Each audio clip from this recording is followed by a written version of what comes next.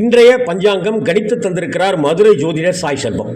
April மாதம் 29ஆம் தேதி 2025 விஸ்வாவசு வருடம் சித்திரை மாதம் 16ஆம் தேதி செவ்வாய்க்கிழமைக்கான பஞ்சாங்கம்.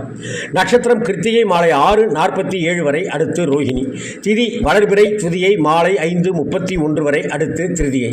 கரணம் பாலவம் காலை 7:19 வரை, அடுத்து கௌளவம். யோகம் சௌபாகியம் மாலை 3:53 வரை, அடுத்து சோபனம். ராகு காலம் 3-4, யமகண்டம் 9-10, குளிகை 12-1, சூலம் வடக்கு, பரிகாரம் பால். சுப நேரங்கள் 7:30, 4:05, 7:30. துலாம் ராசி அன்பர்களுக்கு சந்திராஷ்டமம்.